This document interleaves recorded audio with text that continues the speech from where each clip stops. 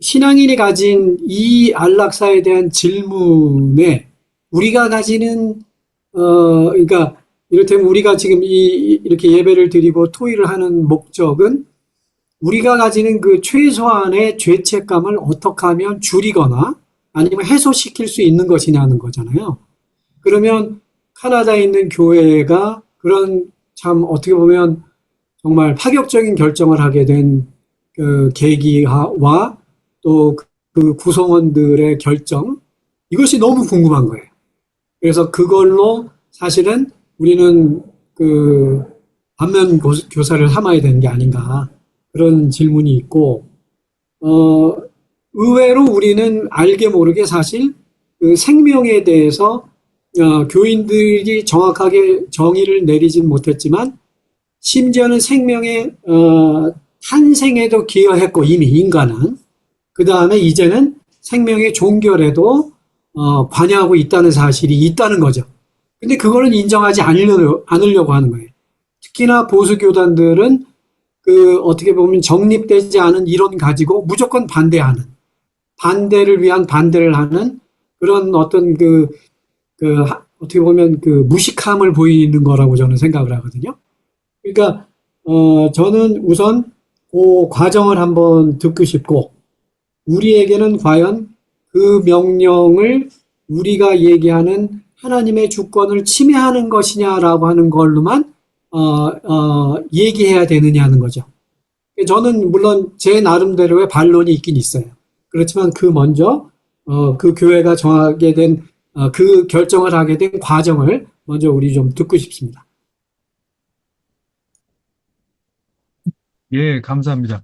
어, 먼저 아까 안미자 자매님도 말씀하셨고 했는데, 이 안락사, 조력사, 존엄사, 뭐 이런 말들이 있잖아요. 근데 사실은 그 법적인 측면에서는 그것이 조금씩 다르지만 그 차이가 굉장히 중요합니다. 이 존엄사라고 하는 것은 이제 죽으려고 할 때 죽음을 막지 않는 것. 죽음이 닥쳤는데 어, 죽지 않도록 막지 않는 게 이제 존엄사적인 개념이고요. 이 안락사는 가장 적극적인 거예요. 그러니까 우리가 무슨 동물을 안락사 시킨다고 그러잖아요.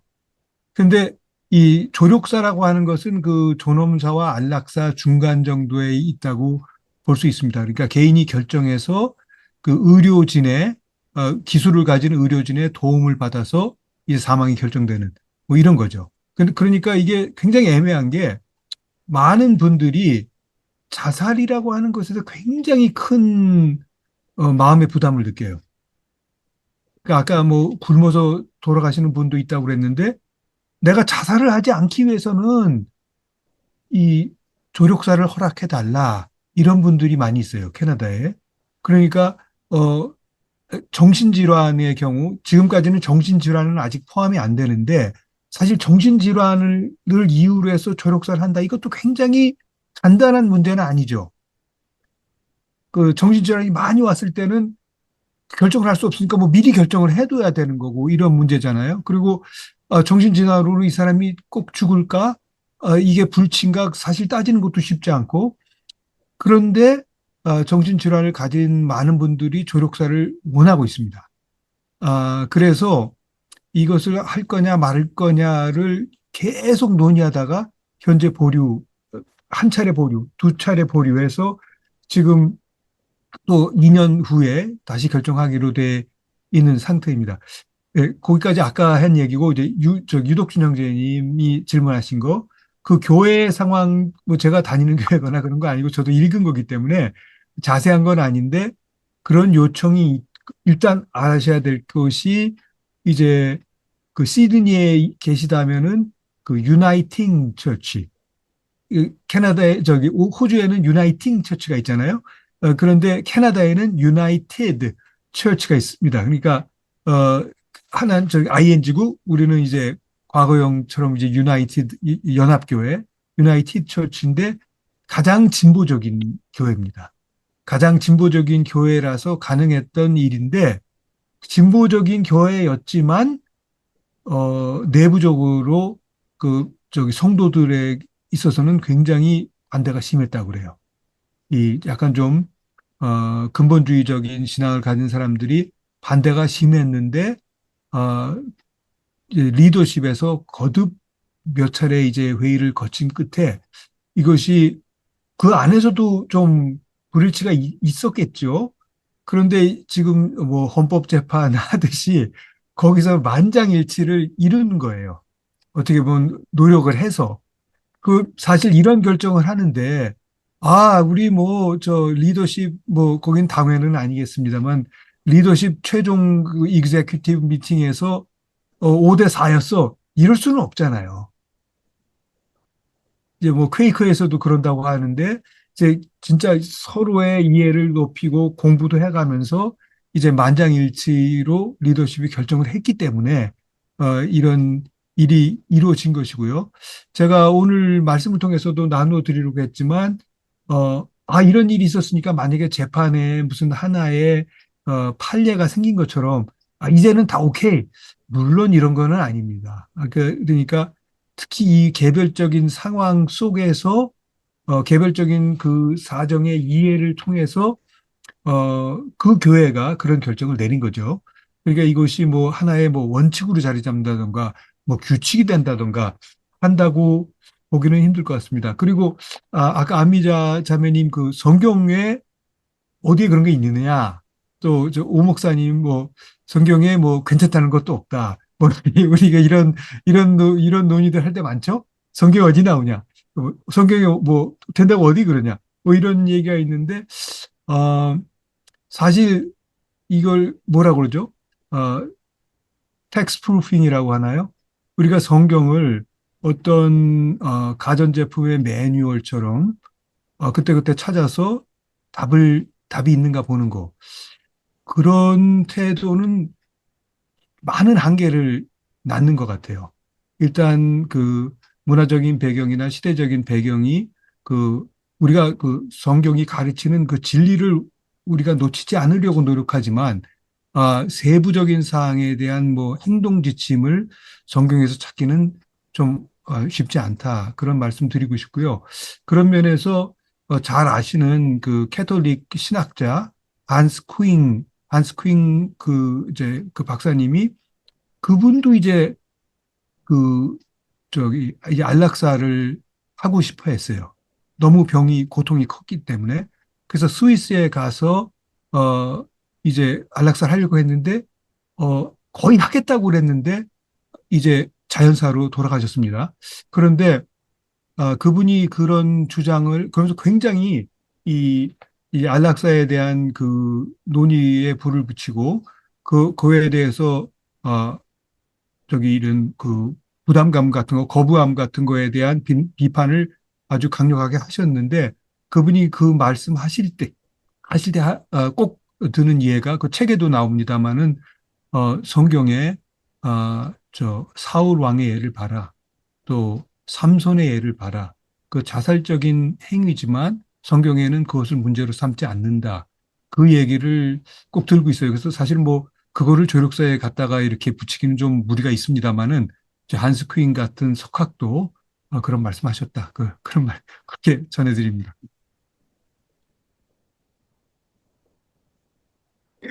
그렇게 그 존엄사, 안락사, 조력사를 구분할 수 있겠다는 생각은 제가 못 해봤습니다. 못 해봤는데, 일단은 기본적으로 살인하지 말라라고 하는 게 기독교에서 얘기하는 굉장히 중요한 계명이지 않습니까? 10계명 중에서도 살인하지 말라고 하는 것이.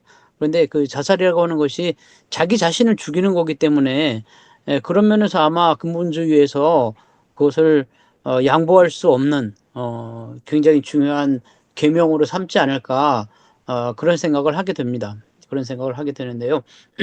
안락사에 대해서 우리나라에서 무슨 포럼이나 그런 연구하는 기관이 있을까요? 단체가? 그런 거는 모르겠습니다. 흔히 안락사라고 이야기하면 이제 사람보다는 우리나라에서는 애완동물들, 유기견, 그다음에 이제 그 AI라고 얘기하는 뭐 조류독감 아니면 구제역 기타 등등 이런 동물의 전염병에 걸린 동물들을 이제 요즘은 또 그 얘기 별로 안 쓰는데 살처분하는 그런 걸 가지고 이제 안락사라는 이야기를 많이 쓰는 것 같습니다. 쓰는데 사람에 대해서도 쓰다가 요즘은 그렇게 많이 쓰지는 않는 것 같은데 어쨌든 존엄사와 안락사와 그 조력사를 좀 구분할 수 있다라고 하는 말씀 제가 이제 처음 말씀을 들었고요.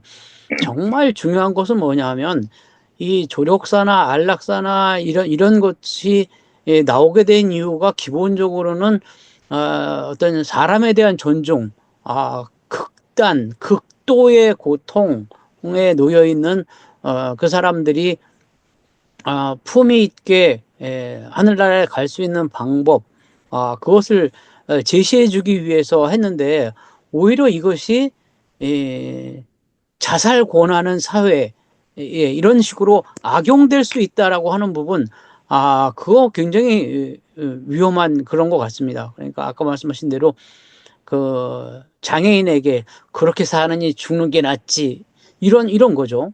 그래서 사실 우리나라에서도 예전부터 그런 장애에 대한 굉장히 차별적인 게 존재하지 않습니까? 존재해 왔는데 그런 걸로 인해서 왕따를 당하는, 결국 그것이 사회적으로 매장시키고 나중에는 사회적 매장에서 더 나아가서 아예 정말 생리적인 죽음까지도 강요하는 그런 걸로 가는 것이 정말 위험한 것 같습니다. 그래서 이것을 허용했을 때와 허용하지 않을 때 그런 부분에 대한 어떤 기준, 이런 것을 마련하는 게 정말로 중요하다.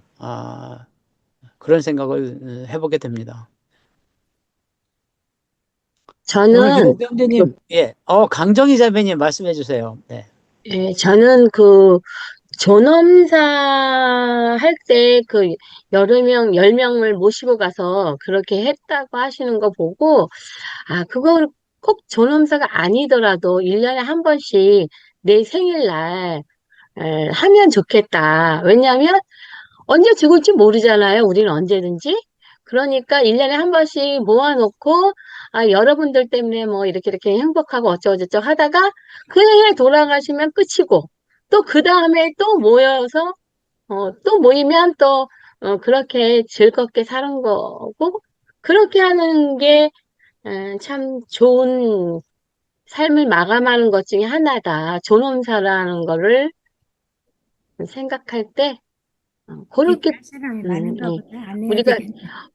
제일 얘기할 사람이 뭐 안 많은가 좋은 거는 어느 날 갑자기 돌아가셔서 유언을 못 듣고 이러면 또 조금 아쉽잖아요. 근데 이제 우리가 죽는다는 거는 자연스러운 현상이고 근데 아직까지는 안 죽었고 너희들이랑 이렇게 즐겁게 지낼 수 있어서 고맙고 감사하다 이런 표현하는 거를 생일날 하고 그리고 그렇게 계속 그렇게 살아갔으면 음. 안 아파봐서 아주 막 죽을 정도로 안 아파봐서 모르겠는데 예전에 그 희망 전도사라고 하는 분이 아침마당에 나와서 굉장히 그 도움을 많이 줬는데 결국 그 부부가 자살을 했어요. 맞아. 그래서 굉장히 충격을 많이 신문이. 받았는데 굉장히 극도의 아픔이 있었대요. 뭐 통증이 너무 심했다고 하더라고요. 그래서 그런 아주 극도의 통증이 있는 사람한테는 허용이 돼야 되겠다. 그런데 지금은 보면 노인분들을 이게 생명 연장이 돈벌이로 돼가지고 그냥 이렇게 목숨 줄만 살려놓고 하는 부분이 있잖아요. 그러니까 그런 부분에서는 좀 허용이 돼야 되겠다. 이 한 10년 정도 뭐 말도 못 하시고 이렇게 계속 된다고 하면 그러니까 기한을 한 10년 정도 두고 그러면 우리가 사회적으로는 그냥 존엄하게 가시는 걸로 하자. 이렇게 하는 게 좋을 것 같아요. 저희 아는 분 중에 한 분도 돌아가실 때 그랬다고 그래요. 나 이제 하늘나라 가게 좀 제발 놔줘. 자손들한테. 그분이 의사였는데. 그랬다는 얘기를 하거든요. 그러니까, 죽음이 없는 건 아니잖아요. 언젠가는 죽을 거니까, 그렇게 생각하면, 어, 어, 본인이 선택할 수 있는 것이 좋겠다. 그렇지만 우린 기독교인이니까 그건 할 수 없고, 그냥 매년 죽음을 위한 잔치를 한 번씩 하는 게 좋겠다. 이상입니다. 기도를 많이 해야 됩니다. 저희 이제 어머니의 경우에 보면 어머니가 98세에 돌아가셨는데 제가 이제 국내에 있지 않고 해외에 있는 동안에 늘 전화하시면 어머니를 위해서 기도해라. 그럼 어떻게 기도할까요? 그럼 그 내용을 좋은 죽음을 맞도록 기도해라. 그리고 내가 만약에 그 여러 가지로 고생을 한다든지 병원 신세를 지게 하면 자식들을 고생을 시키니까 본인이 제발 자식들 고생시키지 않고 편안한 죽음을 갖도록 그렇게 기도를 해라. 이렇게 얘기를 하셨는데 그 어머니의 이제 희망대로 98세까지 사시고 하루 감기 걸리시고 그 다음날 혼수 상태에 들어가시고 그대로 돌아가셨습니다. 이 기도대로 된다 저는 그렇게 믿습니다. 저는 아까 초반에 박정희 형제님께서 그 영화 얘기를 또 하셔서 그 몇 년 전에 제가 아둘라면서 그걸 했던 기억이 나서 그 제가 봤던 영화 중에 아주 그 도움이 됐던 영화가 있었습니다. 그래서 제가 한 번씩 여기 있는 그 채플린들 모여서 이렇게 정기적으로 컨퍼런스를 할 때가 있는데 그때 제가 발표할 차례가 돼서 그 위트라는 영화가 있었습니다. 위트. 어, 그게 이제 위트라는 영화가 그 대학에서 이제 고대 영시를 그 연구하고 강의하는 한 교수가, 여자 교수가 마지막 암에 걸려서 죽어가는 그 이야기거든요. 근데 그때 이제 이 여자 교수가 연구하던 연구 주제가 그 영국 그 존 던이라는 그 시인이 쓴 그 소네트 오브 데스라고 그 죽음의 소네트라고 하는 이제 그 부분을 해석하고 연구하다가 결국 죽게 되죠. 혼자 쓸쓸하게 죽거든요. 근데 거기서 이제 그 과연 죽음에 관한 부분, 어떻게 죽음을 맞이할까? 또 어떻게 죽어가는 게 어, 그런 부분을 많이 생각하게 해주는 것 같고요. 또 제가 읽었던 책 중에 그 프랑스 사람 뱅상 왕버르라는 사람이 쓴 책이 있는데요. 나는 죽을 권리를 소망한다라는 책이 있어요. 한국말로 번역이 꽤 오래전에 됐습니다. 이 책은 그 평범한 청년이 교통사고로 이렇게, 어, 그러니까 코마 상태는 아니고, 이렇게 청각하고, 이렇게 시각만 이렇게 남아있는 상태로 오랫동안 투병을 하다가 죽어가는 건데, 자기 어머니하고 알파벳으로 소통하는 방법을 익혀가지고, 어머니가 이제 그 책을, 그 사람의 얘기를 받아서 이렇게 자서전 형태로 쓴 책입니다. 어, 글쎄요, 죽음에 관한 문제, 끊임없이 고민해야 될 문제라고 생각합니다. 뭐, 흔히 지금까지 우리가 생각해 왔던 것처럼, 어, 기독교식으로 하나님의 뜻, 뭐, 기도, 이게 과연 오늘날 현대 21세기에 우리가 살아가는 시대에 과연 얼마나, 효과가 있을까라는 생각도 해보고, 저 역시 매일매일 그 센터에서 뭐 죽어가시는 분들 임종 미사 또 뭐 어쩔 때는 가족들이 원하면 장례 미사도 해주기도 하는데 어떤 분은 죽어간 그 마지막까지 저에게 계속 제가 가장 목표로 저는 채플린으로 하는 목표가 돌아가시는 분들에게 마지막으로 화해하지 못한 것이 있으면 화해를 하고 떠나게 하는 게 이제 제 목표라고 저는 그걸 가지고 있습니다. 그래서 가족과 친구와 또 가장 화해가 하기 힘든 게 자신이거든요. 자신과 어떻게 화해하느냐. 그 기회를 주는 게, 중요하지. 기도, 성경 말씀, 뭐 천국, 뭐 이런 것 자체를 저는 믿지를 않기 때문에 얼마나 과연 효용이 있을까라는 것 많이 생각을 해봅니다. 제가 몇 달 전에도 여기 초대해 주셔서 와서 말씀을 전했는데 그때도 김웅재 사장님이 오셨어요. 그래서 제가 그때 느끼기에 내가 주인공인 줄 알았더니 이건 뭐 씬 스틸러라고 그러죠. 김웅재 사장님이 오니까 사람들이 전부 다 막 환호를 하고 그리고 뭐 이제 그 말씀도 이제 주도권을 잡고 이제 막 하시더라고요. 그래서 오늘 이거 일종의 그 기시감을 느낍니다. 이거 부탁합니다. 편집해 주십시오. 저 나오고. 아니, 아, 박정희 영재님이요. 머리를 좀 하얗게 염색을 하고 오면 아마 괜찮지 않을까, 우리가. 정말 많은 걸 요구하시네요.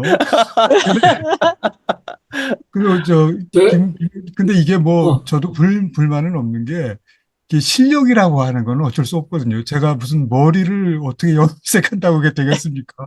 그, 그, 근데 지금 웅재 형제님이 또 이렇게 말씀해 주시는데, 근데 그럼에도 불구하고 또 한 가지 지적하지 않을 수 없는 것은 그 몇 달 전에도 그랬는데 꼭 이렇게 한번 뭐라고 그럴까요? 논란을 일으킨다고 그럴까? 그, 그런 면도 있어요. 근데 어쨌든 그 주신 말씀이 정말로 저 위트란 영화 전 몰랐는데 그 에마 톰슨이 나오네요. 이거 뭐 보나마나 명화일 것 같습니다. 근데 그 영화에서 그 교수가 존 던을 뭐 연구한다 뭐 이랬는데 그 존 던이라는 이제 그 영문학 이제 자가 이제 뭐 옛날 사람이죠. 그러니까 예, 예, 예. 16세기.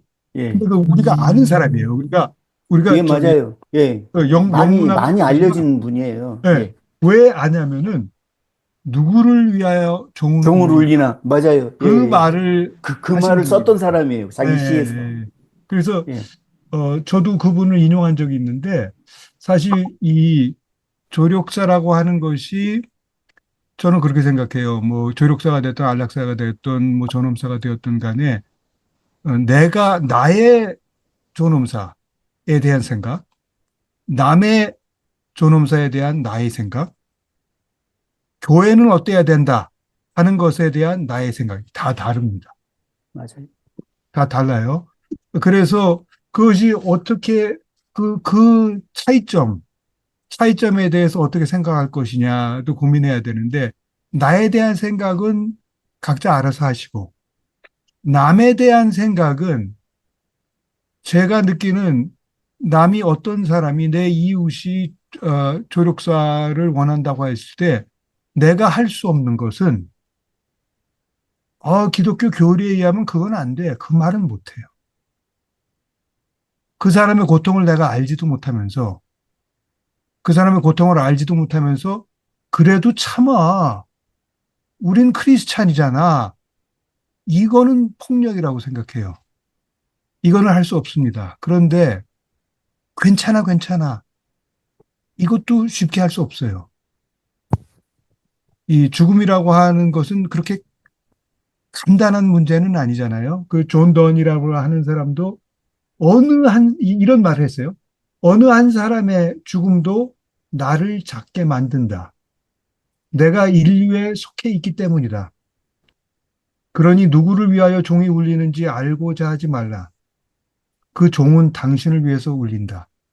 이렇게 말하고 있거든요. 그래서 사람이 죽는다는 것의 문제는 그 사람에 있어서의 문제이기도 하지만 같이 속한 커뮤니티의 문제로서, 뭐, 당신의 선택이라면 난 적극 권장하겠어. 이럴 수는 없는 거잖아요.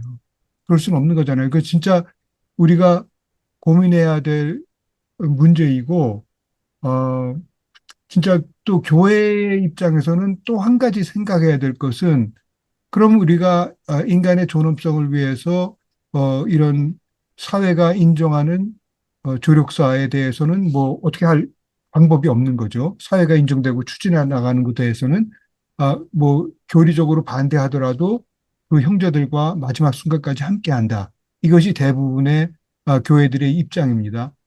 그럼에도 불구하고 교리 때문에 안 돼 이런 주장은 할 수 없지만 신학적으로 이런 식으로 돼서 죽음이 편리해지는 이 변화, 이걸 우리가 그래도 교회가 강요하지 않는다는 면에서 괜찮다고 얘기할 수도 없는 문제예요. 그럼 이 조력사라고 하는 것은 아까도 얘기했지만 그 조력사가 이제 존엄사라고도 이제 가까운 개념입니다만 이 캐나다에서 저 조력사에 대해서 알고 싶어요. 그렇게 헬스 디파트먼트에 건강부에 전화를 하면은 거기서 이제 그 돈 안 돼도 연결되는 전화 있잖아요. 여기서는 1800번이라고 그러는데 1800번 전화를 하면은 조력사는 굉장히 깔끔한 죽음을 제공합니다. 그런 이제 어나운스가 나와요. 그런 설명이. 그러니까 어떻게 보면은 정부 입장에서는 좀 권장하는 면도 있고 또 권장하는 그 내용이 죽음이 그렇게 구질구질하지 않아도 된다. 당신 뭐 배변 뭐 이런 걱정 안 해도 되고 깨끗하게 죽도록 우리가 도와준다. 이런 메시지를 전합니다. 그것이 개인에게 중요할 수도 있지만 죽음조차도 깨끗해야 된다고 하는 규범이 성립되는 그 변화. 그럼 죽음이 깨끗해야 된다고 하는 것은 삶은 말할 것도 없이 깨끗해야 되는 거죠. 그럼 구질구질한 삶은 인정이 안 되는 그런 세상으로 가고 있는 거죠. 그래서 어떻게 보면은 그런 사회적인 의미의 변화에 대해서 종교가 어떻게 해야 될 것인가, 이런 담론적인 논의를 종교가 해야지, 그런 것 말고 아주 차원이 낮게 무슨 경전의 가르침에 의하면 그거 안 되는 거야, 이런 식으로 하는 것은 일단 만약에 교회가 그렇게 한다 그러면 많은 분들이 교회에 아주 열심히 나오고 헌금을 열심히 내는 그런 분들도 네, 그렇죠, 이렇게 하고 존엄사를 선택합니다. 그러니까 교회가 인간과 격리되지 않기 위해서 또 세상과 격리되지 않기 위해서는 어떻게 보면 스스로 변해서 그 고민의 뭐라고 그럴까요? 결이라고 해야 되나요? 격이라고 해야 되나요?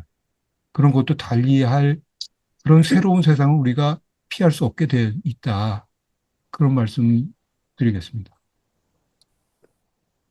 네, 박정희 형제님 말씀에 저도 동의하면서 제가 아까 말씀드렸던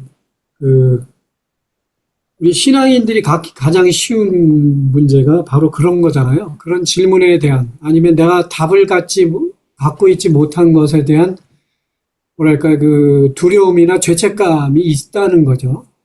근데 그러면 복음주의자들이나 아니면 성경을 그래도 내 생활의 기준으로 삼는 사람들이 살펴볼 만한 영역은 없는 거냐, 특별히 안락사의 문제나 조력사의 문제에서. 저는 그거는 아니라고 보거든요. 문제는 복음주의자라고 얘기하는 그 일부 지도자들의 그 맹목적인 어떤 확신과 강요된 그 믿음 때문에 오히려 복음주의자들은 이론이 없는 것처럼, 아니면 내가 그 문제에 대해서 아무런 그 의견이나 생각이 없는 것처럼 비춰질 가능성이 있다는 것이, 저는 그거에 반대하거든요. 충분히 복음주의자도 논리적이어야 한다는 겁니다. 그리고 논리가 있다는 거고.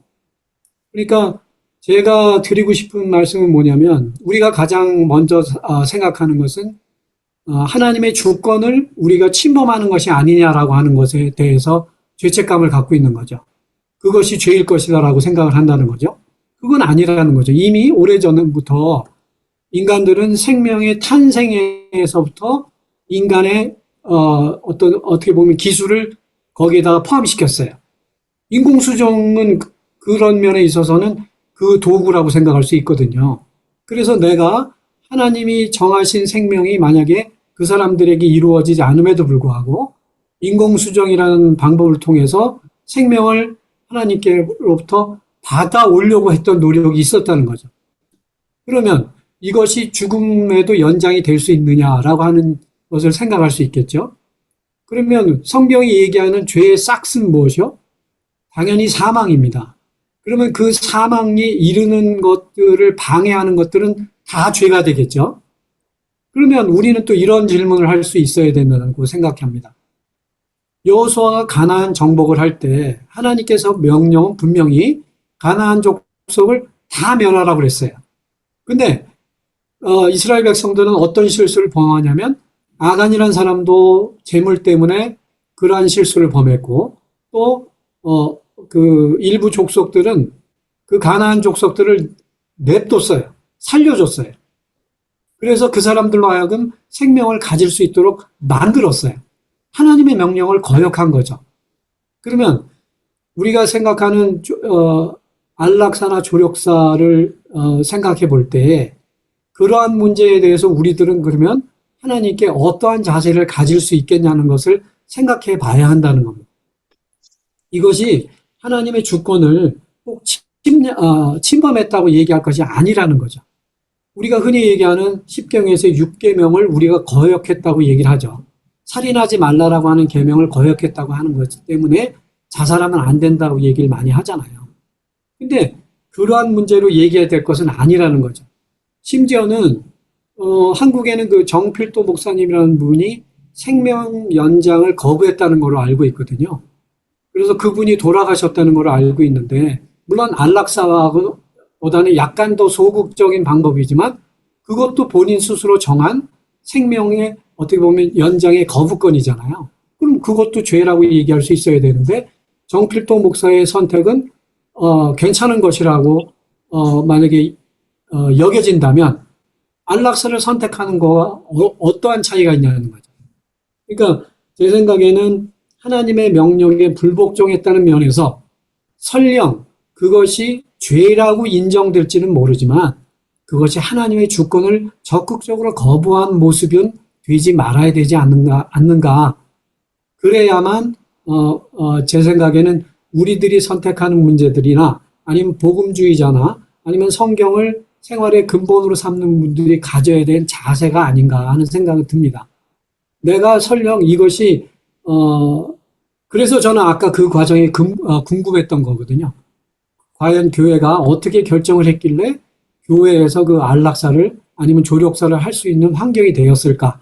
근데 아니나 다를까 굉장히 진보적인 교단에서 그런 결정이 이루어졌다는 거에 대해서 뭐 사실은 궁금하지 않은 면이 없지 않아 있긴 하지만 그렇지만 그럼에도 불구하고 우리가 얘기하는 복음주의자들이나 아니면 성경을 그 생활의 근본으로 삼고 있는 분들도 그런 면에 있어서 내가 오히려 내 생명을 가볍게 여겨서 그것을 선택하는 것이 아니라 주변 환경이 아니면 그러한 모습들이 나로 하여금 하나님에 대한 주권을 거부하는 것이 아니라 아까 말씀하신 대로 오히려 하나님께서 나에게 허락하신 부분에 대한 믿음의 선택이나 아니면 내 신앙을 고백하는 측면에서 이러한 것을 선택할 수 있는 여력을 남겨두신 사건이 아닌가라고 하는 면으로 해석되어져야 한다는 것이 저의 개인적인 의견입니다. 이상입니다. 저도 한 말씀 갑자기 생각이 났는데요. 우리가 그 십계명에 살인하지 말라고 이렇게 하셨잖아요, 하나님께서. 그러면 전쟁도 하면 안 돼요. 왜냐면 가나안 족속도 죽이면 안 돼. 살인이잖아요, 다. 이거 성경이 그러면은 우리가 하나님께서 말씀하신 건 그게 아닐 수도 있어요. 근데 우리 인간이 하나님께서 분명히 이렇게 살인하지 말라고 그랬으니까 우리가 자살은 아니죠. 어차피 존엄사를 돕는다든가 조력사를 할 때 도와준다든가 이것도 맞지가 않아요. 전부 다. 성경 자체가 전부 다 그러면 안 맞는 거예요. 살인하지 말아야죠, 당연히. 그렇죠? 그럼 가나안 족속 죽이면 안 되는 거예요, 당연히. 그래서 저는 이게 인간이 너무 인간적인 생각으로 이렇게 하나님의 이거 뜻이다 하고 거기다 맞추지 않나 이렇게 생각이 듭니다. 성경을 우리가 해석을 할 때에 이제 이스라엘 유대인들이 율법적으로 성경을 해석할 때는 성경의 모든 조항들을 이제 1번, 2번, 3번 이렇게 수평적으로 늘어놓고 이것도 지키고 저것도 지키고 다 지켜야 된다. 이렇게 돼 있는데 그렇게 되면 성경은 성경 안에서 서로 부딪혀요. 살인하라는 말과 사랑하라는 말이 부딪히는 그런 경우가 얼마든지 있거든요. 그렇게 이해하면 성경은 뒤죽박죽이 돼가지고 이해된 것이 아무것도 없어지는데 우리가 이제 일반적인 사회 국가나 사회 법에도 하위법이 있고 상위법이 있고 그래요.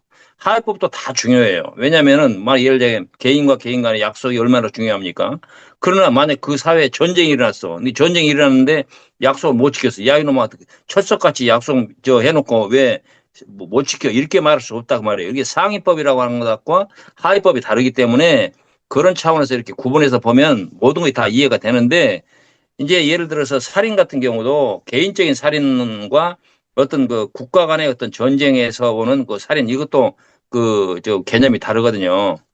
그러면 그렇게 되면 이제 서로 부딪힘이 없이 서로 질서 있게 이해가 되는 그런 부분이 있습니다. 그 입이 근질근질하신 신성남 형제님, 이동규 형제님, 마이크 키우고 한마디 좀 하시죠.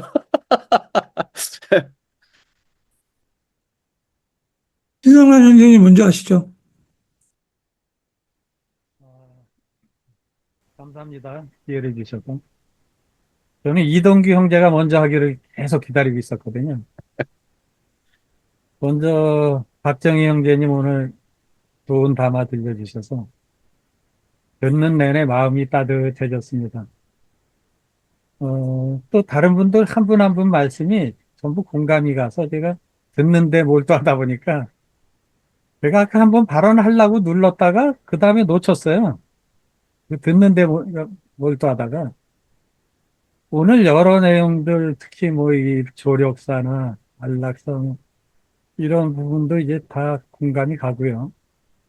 저는 오늘 들려주신 말씀 본문에 있는 그 한 마리 양과 99마리 양 그 얘기가 아주 인상적이고 사실 수학적으로 수치적으로 따지면 당연히 99마리가 중요하죠. 그리고 대부분의 모든 단체나 기관과 국가조차도 99마리에 치중을 하죠. 근데 중요한 것은 99마리와 그 한 마리 양이 처지가 다르다는 거죠. 99마리는 비교적 그래도 안전한 곳에 있는 것이고, 상태로. 한 마리는 어떻게 보면 위기 상태, 어려운 상태에 있단 말이에요. 이건 단순히 수치적으로 볼 문제도 아니고, 이 어려움에 있는 한 마리 양을 돌보는 것이 기독교 정신이고 성경의 정신인데, 요즘 사회나 뭐 단체나 이걸 갈수록 잃어가는 것 같아요. 그냥 무조건 수량적으로 보고 이 사회에서 99명이 끼리끼리 잘 산다고 해서 그 사회가 행복한 사회는 아니거든요. 그 한 명이 소외당하고 고통받을 때 거기까지 신경을 써주는 그것이 필요하다. 우리 사회에 지금 가장 필요한 것이 그런 정신인데 저는 이게 마치 그 툰드라의 법칙이라고 들어보셨는지 모르겠는데요. 그 생각하고 연결이 되는 거예요. 툰드라는 북극에 가까우니까 거기서 길 잃으면 죽거든요. 근데 거기 사는 사람들은 길에서 길을 잃은 사람을 만나거나 자기 선막을 찾아온 사람을 보면 묻지 않는다 그럽니다. 이 사람이 어느 부족이냐, 이 사람이 어떤 신앙을 가지고 있냐, 이 사람이 지금 뭐 어떤 생각을 가지고 있냐, 이런 거 안 따지고 무조건 3일 동안 그 사람이 회복할 수 있게 먹이고 입히고 돌봐줘서 그 3일 동안은 아무것도 묻지 않는다는 거죠. 조건이 없다는 거죠. 그 사람을 도와주는 데 있어서. 심지어 그 사람이 적대적인 부족일 수도 있거든요. 그럼에도 안 따지고 구해준다는 거죠. 오늘 우리 사회도 이 툰드라의 정신이 있어야 되는데 이거는 갈수록 정글의 법칙이 적용되고 있어요. 강하고 잘나고 뭐 많이 가진 사람은 잘 사는 게 당연하고 너네들은 게으르고 무능하고 약하니까 그냥 그렇게 살아라. 이런 생각이 우리 사회를 지배한다면 이게 과연 문명사회냐? 기독교인들조차도 강자의 편에 서서 그 많은 대형교회 목사들 이야기하는 거 보면 정말 한숨이 나오잖아요. 그래서 우리가 진짜 알맹이를 잃고 있는 것이 아닌가 그런 생각을 했습니다. 그래서 오늘 한 마리 양과 9마리, 99마리의 양의 주제는 아주 시기적절한 주제였다. 그런 생각이 들어서 고마웠습니다. 감사합니다. 예, 저는 우리 박정희 교수님이 담화하신다고 해갖고, 목요일부터, 이제 세 밤 자면 담화하시는구나 하고 기다리고, 금요일 되면 두 밤만 자면 그 담화를 들을 수 있구나. 이렇게 하면서 많이 기대를 했어요. 근데 담화 제목이 저의 특별한 날에 오신 것을 환영합니다. 여러분 모두를 정말 사랑합니다. 라는 걸 보고, 왜 제목을 이렇게 줬을까? 성경 구절은 누가복음 15장, 길 잃은 하나의 양 얘기를 왜 들었을까? 궁금했어요. 근데 오늘 얘기를 들어보니까 결국 담화 제목은 신학적으로 논쟁이 될 수 있는 진보 신학적인 생각을 가질 수 있는 조력사, 동성애 뭐 이런 얘기. 그다음에 길 잃은 양 얘기는 우리가 기존의 관념보다 좀 이렇게 관심을 가져야 되는, 어텐션 해야 되는 그런 일들 때 우리가 중요성이 있다. 그러므로 우리는 그 죽음의 문제, 안락사의 문제로 그 많이 그 문제를 직면하고 있는 분들에 대한 입장을 우리가 관심을 가져야 된다라는 측면으로 얘기를 하신 것 같아요. 그래서 담화를 쭉 지켜보고 담화 후 토론을 보면서 또 느낀 건 양보영 자매님이랑 박선배 형제 얘기하는데 너무 얘기를 잘하는 거예요. 그동안에 했던 것 중에서 the best. 내가 이제 여태까지 봤던 얘기 중에서 가장 말씀을 잘해서, 이게 더 이펙트 오브 정의박, 박정희 역하구나. 다음에도 많이 오셔서 우리 좀 수준을 많이 높여주시면 좋겠다. 이런 생각을 했어요. 너무 얘기를 많이 했고. 그리고 아까 오대환 목사님이 기도한다고 얘기했을 때, 김웅재 우리 신부님이, 저는 아닙니다. 라고 하는 그 광경을 보면서, 목사님, 신부님, 여기서 이러시면 안 됩니다. 나오시면 안 됩니다. 이런 생각이 그때 좀 들었고요. 뭐, 어쨌든 결론적으로, 저도 이렇게 몰랐어요. 이게 어느 정도 깊이 있는 얘기를 다루시려고 얘기했는지를 상상을 못 했는데, 쭉 얘기를 들으면서 저도 깊이 조력사의 문제, 그 다음에 그런 거에 대해서 또 아까 얘기한 신학적인 그런 문제, 또 우리 유덕준 형제님이 얘기한 어떤 뭐 복음주의자 뭐 그 얘기 많이 들었고, 전반적으로 그동안의 어떤 담화 내용에 대한보다 아주 수준 있게 진행된 오늘 담화였다. 이렇게 생각합니다. 자주 해주세요. 나오셔갖고. 이상. 예, 저도 한 말씀 드리겠습니다. 예. 오늘 제가 뒷부분에 이렇게 조력사에 대해서 들었는데, 제가 조력사라는 말 오늘 처음 들었습니다. 존엄사는 많이 들었는데, 예전에는 안락사, 존엄사, 그러다가 조력사라는 말을 오늘 제가 처음 알게 돼서, 저는 상당히 좀 놀라기도 하고, 확실히, 캐나다는, 정말 인간의 삶의 의미를 정말 깊이 있게 이렇게 생각을 하고 현실로 만드는구나라는 게 참 부러웠습니다. 오늘 또 주제가 어떤 죽음을 잘 준비하자라는 그런, 느낌도 많고요.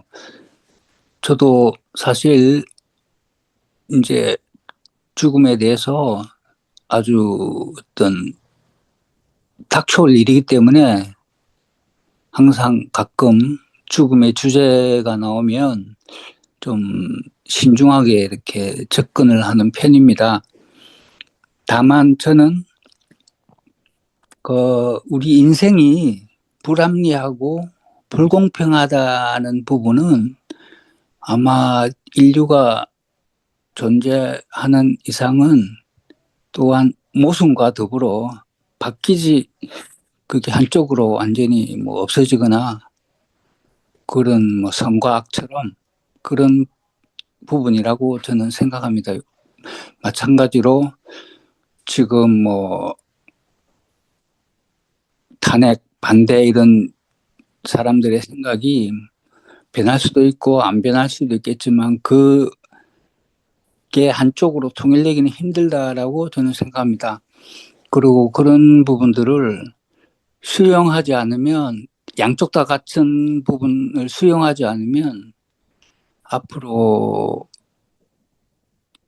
발전이 어렵다, 더 나은 삶을 기대하기 어렵다라고 저는 생각하고, 옛날에 우리 이제 할머니, 할아버지, 나이 들면 일본도 마찬가지지만 산에다가 이렇게 버리고 오는 거, 그런 문화도 있었던 것도 갑자기 또 생각이 나고, 그 당시에는 그런 죽음에 대한 깊은 이해가 어떤 서로의 어떤 공동체, 나는 끝이지만 죽을 때까지 남한테 해를 끼치지 않는다, 물질적, 정신적으로 그런 부분들이 우리 시대가, 시대의 정신이라기보다는 인간의 가진 그런 무의식 세계에서 나오는 그 인간이 가진 도리, 이런 부분들이 저는 오늘 많이 느꼈습니다.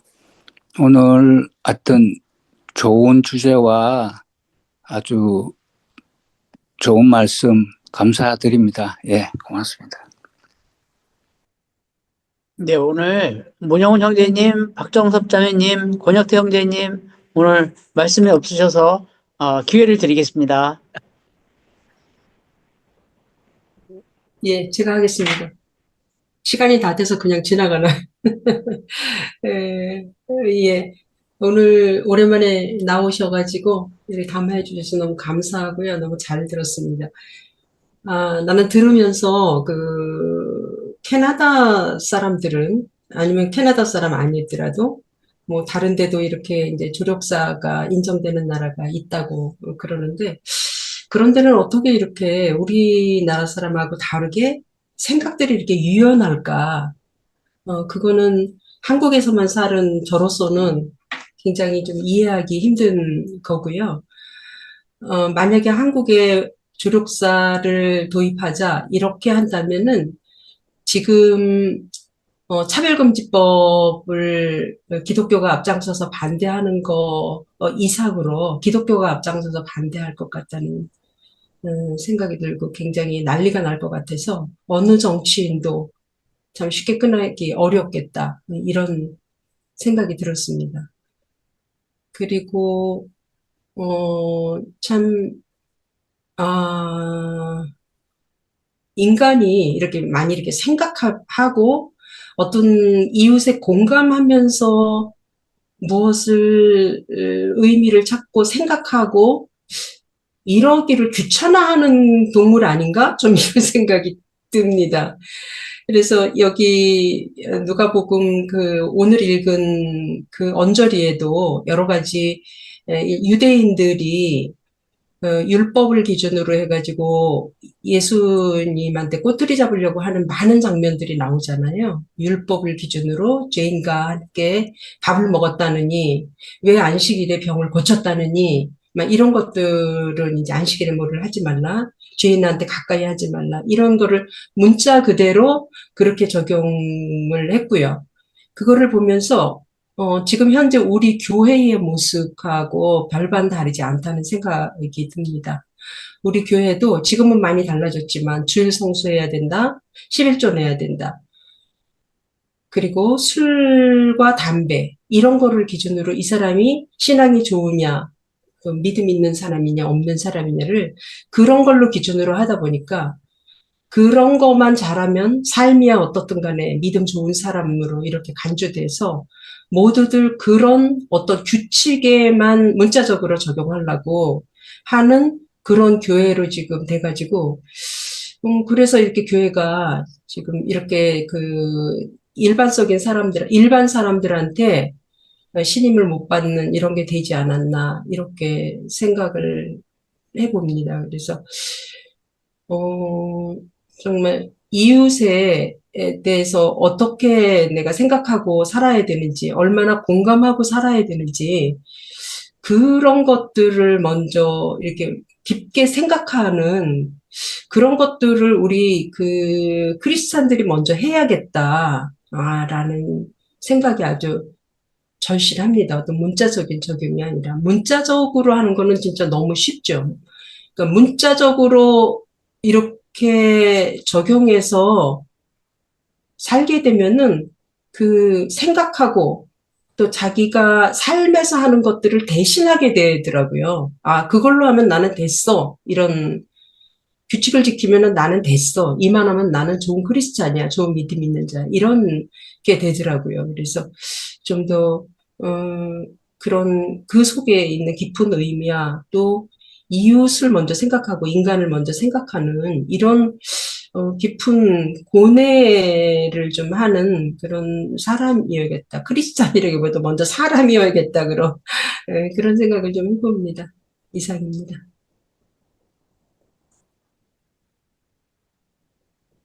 저는 오늘 박정희 형제님 이렇게 담화한 내용이 여태까지 이 똑같은 성경 구절을 가지고 들어왔던 어느 목사님도 이런 식으로 설교를 못했거든요. 오늘 아주 이런 시각에서 좀 보니까 이달 초에 친구가 이렇게 통화 중에 바쁘다는 거예요. 그래서 아니 할 일도 없는 녀석이 뭐가 바쁘냐고 그랬더니 지금 이제 장모님이 그 요양병원에 계시는데 곧 돌아가실 것 같다고 해서 갔는데 하루 종일 기다려서 안 돌아가셔서 다시 집으로 와가지고 지금 계속 비상 대기라고 하고 있는 거예요. 그러니까 가족이 전부 다 이렇게 대기를 하고 있는데 야, 저 장모님은 그렇게 살아생전에 신앙도 좋으시고 그 교회에 권사로 계시고 그랬었는데 왜 이렇게 힘들게 돌아가신지 모르겠다고 그러는 거예요. 근데 얘기 들어보니까 1년 전에도 똑같은 이런 일이 있어가지고 갔다가 하루 지나고 안 돌아가셔서 와가지고 형제들이 전부 다 기다리고 있었다는 거죠. 1년 동안 온 거예요. 잊고 있다가 이제 최근에 이런 상황에서 다시 기다리고 계셨다. 전화 받고 한 일주일 후에 연락이 왔더라고요. 돌아가셨다고. 이제 오늘 이제 그런 생각이 좀 났는데 저는 들으면서 그랬어요. 아니, 꼭 자연사가 하나님이 정해주신 생명인가, 생명의 마감인가. 그런 생각을 좀 해봤거든요. 지금 이렇게 과학이 발전하고 지금 그 전 세계가 일어나는 일을 한눈에 바로바로 볼 수 있는 이런 시대에 과연 그렇게 좁은 의미의 자연사를 그렇게 우리가 굳이 가져갈 필요가 있겠는가 이런 생각을 하면서 오늘 박정희 형제님 그 담화를 잘 들었습니다. 그래서 계속 형제님들의 그 생각 중에 그런 생각을 하면서 이렇게 쭉 들었는데 저는 그래요. 지금도 자기 전에 이제 죽는다라고 자고 아침에 일어나서 또 부활했네. 지금 요즘 그러고 있습니다. 오늘 박정희 형제님 진짜 오늘 담화 잘 들었습니다.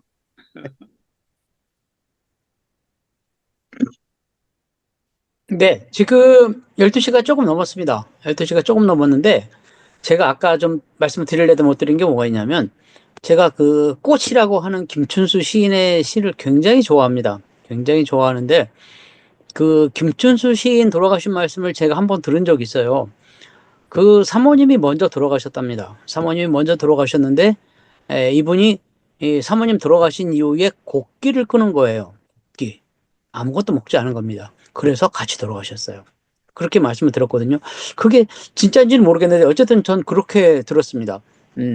어떻게 보면 자살이기도 하고 또 그것을 과연 김춘수 시인답다라고 하는 그런 분들 말씀도 들었고요. 지금 제가 이제 많이 쓰는 제 좌우명 중에 하나가 이제 일일일생이라는 겁니다. 일일일생. 그게 일본의 우치무라 간조의 영향을 받은 거기도 한데 그 다석 유홍무 선생이 매일 날짜를 세면서 사셨거든요. 저도 한동안 날짜를 계속 살면서 살았습니다. 제가 연애할 때도 계속 날짜를 세면서 이렇게 살았는데 지금은 그렇지는 않습니다. 이분이 매일 그렇게 날짜를 세면서 살다가 가셨거든요.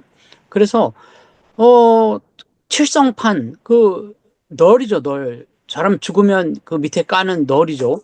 항상 주무실 때 그 칠성판 위에서 주무셔서 그야말로 이제 주무실 때는 나 이걸 이제 가는 걸로. 그래서 정말 아침에 다시 생명이 주어지면 부활해서 또 하루를 또 사는 걸로 이렇게 사셨다는 거거든요. 그런데 그렇게 사는 사람들 입장에서 봤을 때는 죽음에 그렇게 연연하지 않을 것 같고 또 어떤 방식으로 죽든지 간다는 것을 그냥 받아들일 것 같아요. 받아들일 것 같은데 의외로 기독교인들이 죽음에 대해서 그 뭐라 그럴까 그 끈을 놓지 못하고 죽어도 안 죽겠다. 죽어도 안 죽겠다는 그 집착, 이게 이제 이런저런 문제를 많이 낳고 이러지 않나 이런 생각도 들고요. 윤회를 믿지는 않습니다. 우리가 기독교에는 윤회를 믿지는 않는데 윤회를 믿는 사람들은 좀 유언할지도 모르겠어요. 죽었다가 다시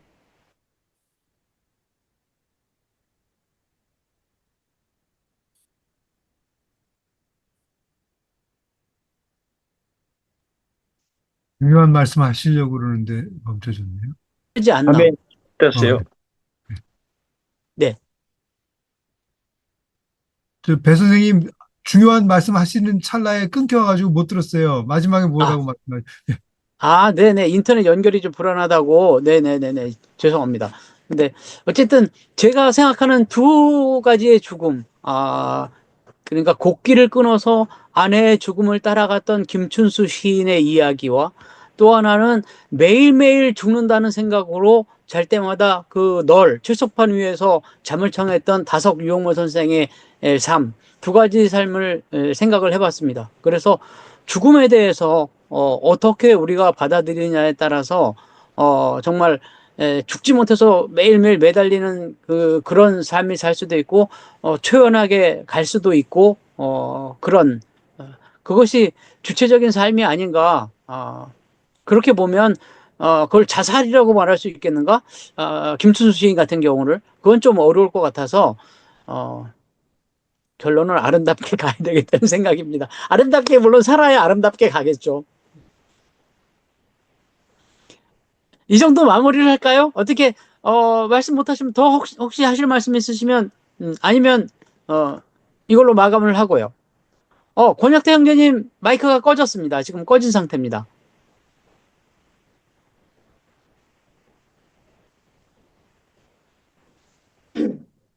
권력대 형제님, 제가 아까 소음이 나서요. 제가 껐어요. 예. 네, 네. 네, 그래요? 말씀해 주십시오. 네.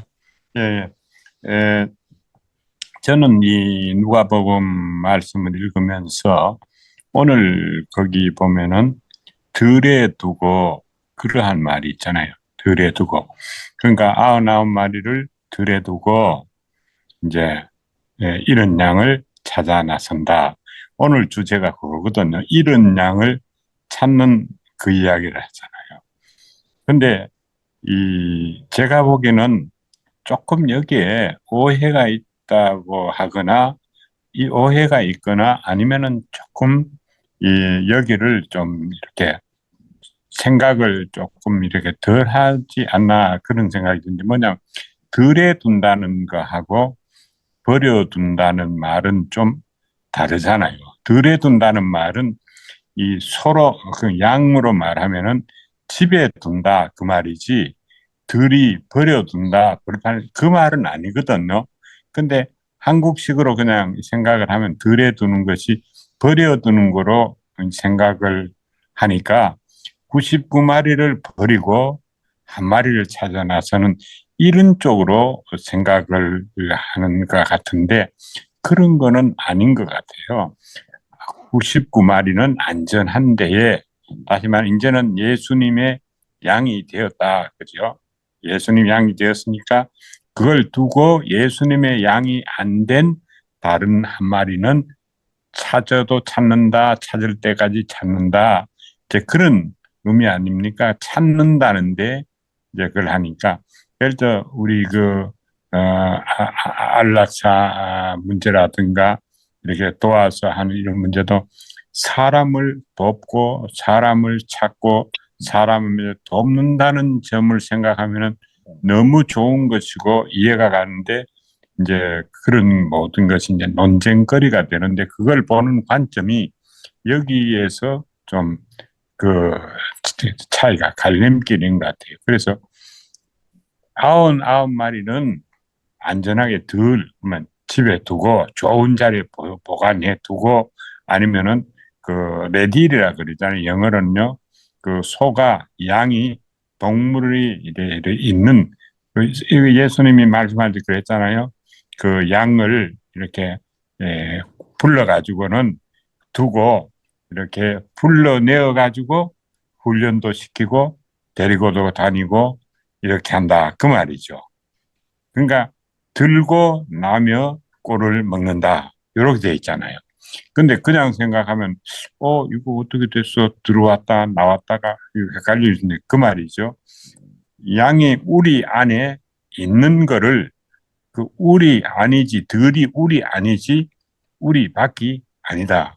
그러니까 우리 안에 들어오는 거를 예수님이 참 원하시고 하나님이 원하시는 건데 그래서 이 예수님이 하시는 건 우리 안에 들어오게 하시는 일을 하시는 거니까 그런 각도에서 이 존엄사를 생각하는 것인가 아니면은 이렇게 그 안락사를 생각하던 것인가 하면은 아무런 문제가 없다. 이제 그런 생각이 듭니다. 제가 그 99마리를 이렇게 경시하고 한 마리를 찾아 나서는 거 이거에 대해서 조금 그 거부감이 있는 분이 계시다면은 그런 거는 아니다. 거부감을 가질 필요가 없는 것이다. 이제 그런 의미로 말씀을 좀 드리고자 했습니다. 이 뜻이 잘 전달됐는지 그건 모르겠습니다. 이상입니다. 네, 귀한 말씀입니다. 그러니까 유목에 대한 이해가 부족한 상황에서 들으면 이것이 방치 내지는 유기 99마리를 그 상태로 했는데 그건 아니다라는 말씀. 네, 오늘 중요한 말씀을 해주신 것 같습니다. 병선 형님 덕을 오늘 제가 톡톡히 봤습니다. 이 부분에 대해서는 성경에서 본문이 어떻게 얘기하고 있냐면 하늘에서는 회개할 것 없는 의인 99을 인하여 기뻐하는 것보다 더하리라 그래요. 그러니까 99은 버려진 사람들이 아니고 회개할 것이 없는 사람들이에요. 이 사람들. 이미 그 문제가 완전히 해결된 사람들이 그러니까 해결되지 않는 어떤 그 존재의 회개를 하나님 기뻐하신다 그런 뜻으로 했기 때문에 그 방치 쪽에 어떤 그 방점이 있는 것이 아니라 그 이제 회개해야 할 필요성이 있는 사람이 회개한 것에 대해서 하나님이 기뻐하신다 그런 얘기입니다.